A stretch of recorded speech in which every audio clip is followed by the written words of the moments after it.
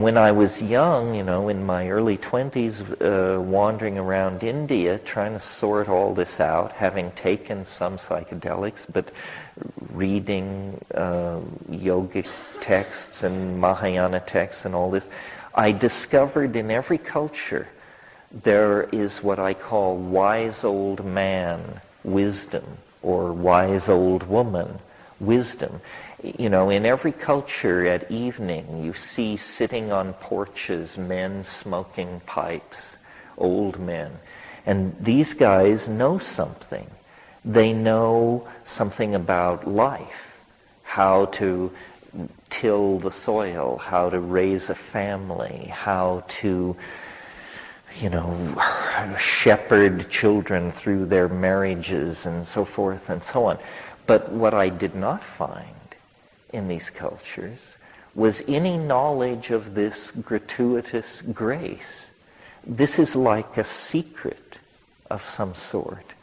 And it's a true secret in that telling it does not give it away. I know this because I've been trying to tell the secret for 25 years to anyone who would listen, as you listen tonight. And I don't know how many people hear, at what level people hear me. And there are many problems. First of all, there's the problem of dose. It's a physical problem. You can take a little of a psychedelic substance, or an effective dose, or a lot, or too much, and medically not be in any particular danger. The LD50 of these substances is such, let's take psilocybin as an example. Psilocybin is effective at 15 milligrams for a 145-pound person.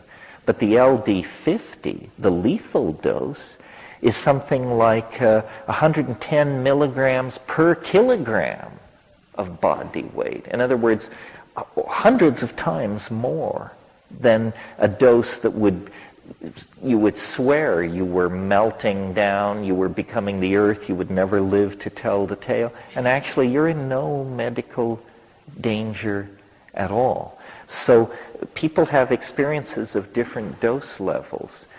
I've always been interested in what the literature describes as effective doses.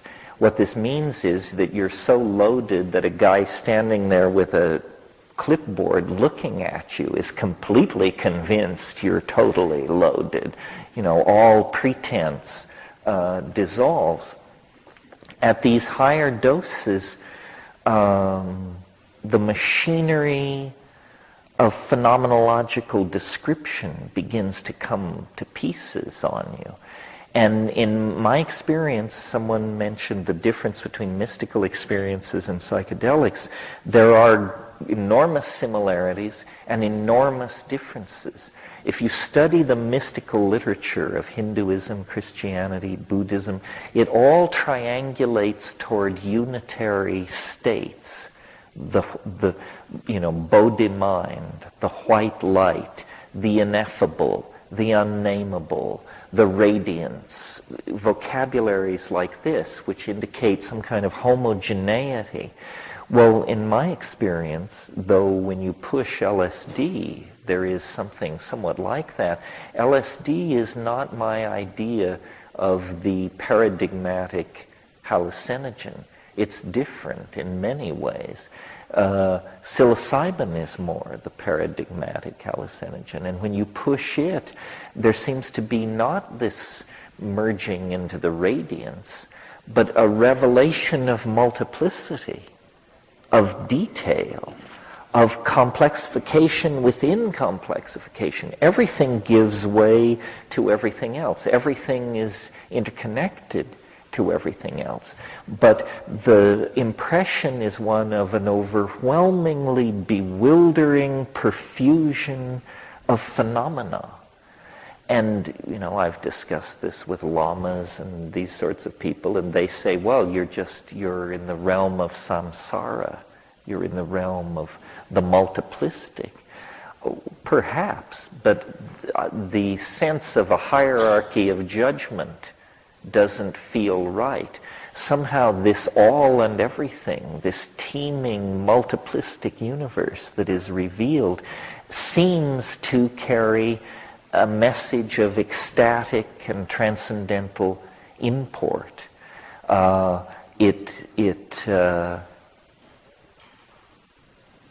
It's all and everything, in Gurdjieff's phrase. And one of the ideas that I want to explore with you in the course of the weekend is, most discussions of psychedelics orbit around what will it be like when I take it? Well, that's very interesting and, of course, important to the individual. But to me, an equally interesting question is, what has been the impact of this experience on the evolution of human beings over hundreds of thousands of years? In other words, what is it that we share with this planet, a kind of coevolution, not only with another order of being, which it certainly is, but the great confounding fact that I've brought back from my excursions into these places is that there is an organized intelligence in there, out there, over there, far more alien than the cheerful pro bono proctologists that haunt the trailer courts of the less fortunate. A truly alien presence, not interested in our gross industrial output or in imparting, salutary technology upon us. Well, then what does it mean that our culture has sealed us off from this information? I mean, our culture claims under the aegis of science to bring us news of quasars, kilochasms of time and space away, news of the activities at the nucleus of the cell, at the heart of the atom. And yet, here's a world that begins right behind your eyebrows, that any mention of it either brings talk of mental pathology or how you've transgressed certain laws of the village. In other words, this culture has reared the edifice of empirical understanding and modern science and existential philosophy. This edifice has all been put in place in complete ignorance and denial of a fact of experience that is approximately as easy to access as orgasm. I mean, by different means, but nevertheless not far away. And yet we in the West have navigated for 1,500 to 2,000 years with this simply an easily repressed rumor. How did we get into this situation? In other words, if there was a primordial era of shamanism and plant symbiosis and a mediated relationship with nature through the Gaian intelligence, how did we fall then into the domain of post-Renaissance, post-medieval, post-industrial culture? And then, what is the implication for the future of, in this dark hour of complete overcommitment to technology, economic solutions, rational reductionism, materialism, so forth and so on. In the darkest hour of our commitment to these things, this news arrives from these repressed Aboriginal people that we have marginalized and humiliated in the process of building our own version of a global culture. Well, obviously I'm not going to try to answer these questions tonight, but this, to my mind, in the 11th century, when the Islam swept across Asia Minor, in Isfahan, in Iran, they built these immense mosques with mosaicked, vaulted roofs. And one of the great historians of Islam said of the city of Isfahan in the 10th century, he said, it is half the world. A single city, half the world. In a way, psychedelics are half the world. And yet, how few people have ever visited these sites, have ever stared into these particular vistas of beauty. And as was said in going around the circle, the impact of these psychedelics, where they hit us hardest, is in the domain of visionary imagining and the effort to communicate about our visionary imaginings. In other words, where they hit us hardest is in the domain of art and invention and novelty. And we have built a culture that, however hostile it may be to the psychedelic experience, it is incredibly friendly toward novelty, innovation, creativity, cultural evolution, celebration of difference, so forth and so on. So I would like to believe that the long prodigal journey of Western humanity to a well-nigh perfect understanding of the nature of matter and energy and space and time, that prodigal journey can only be redeemed and made meaningful if the things learned in the shamanic descent into history, which it is a shamanic descent. I mean, we have achieved what the alchemists only dreamed of, and we've achieved it, strangely enough, by abandoning their illusions. They were epistemologically naive. You do not discover fusion by endlessly rarefying mercury. You do not disentangle DNA by heating chemical vessels in horse dung. We had to abandon the naivete of alchemy to achieve its goals, which were mastery of space and time, control of human longevity and health and psychological well-being. Well, at the center of the alchemical ideal was the idea of the stone, something part mineral, part mental, part spiritual, something drawn out of nature, but perfected by human artifice, and then reflecting back upon man a perfect world created through magic. This is the faith of the Renaissance magi, Marcello Ficino and Campanella and these people. It's a different idea than the idea of man as a fallen creature, or science's notion of man as a mute witness to a meaningless universe.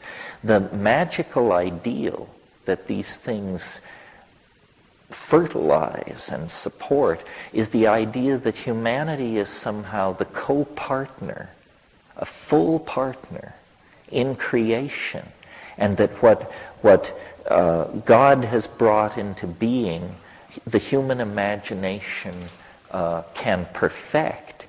And it's a necessary faith for our time, because the power that we have is so great. If the power that science has given us does not serve a transcendental ideal, then it will serve some kind of fascist ideal, and most people will be reduced to equations and parts of a machine that does not serve the human individual or the human community. Psychedelics are a catalyst for the imagination. They raise the ante in the historical poker game. They show that there is more than one way to skin a cat. And we have come to a place of bifurcations, immense choices. The decisions and the processes that are put in place in the next 20 years will probably put the stamp on whether humanity and this planet are made or broken as a cosmic concern. Well, consciousness is the key. What is dragging our boat is an absence of consciousness. We have one foot in angelhood and one foot in the identity of a carnivorous ape. And the tension between these two on a global scale is excruciating.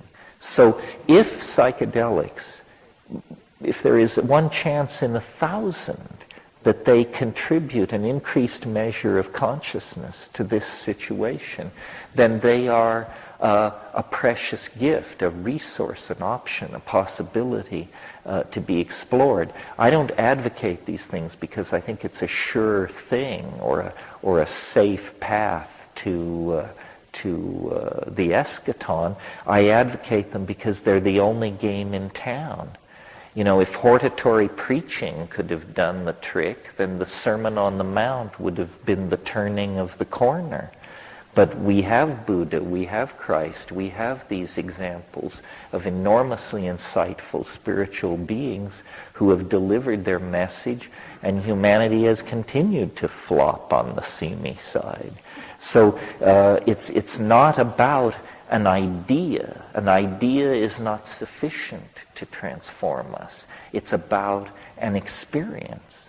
And this is the only experience I know that in the time given to us, on the scale given to us, we have a hope of actually cutting through the detritus of our historical experience and building a true human community.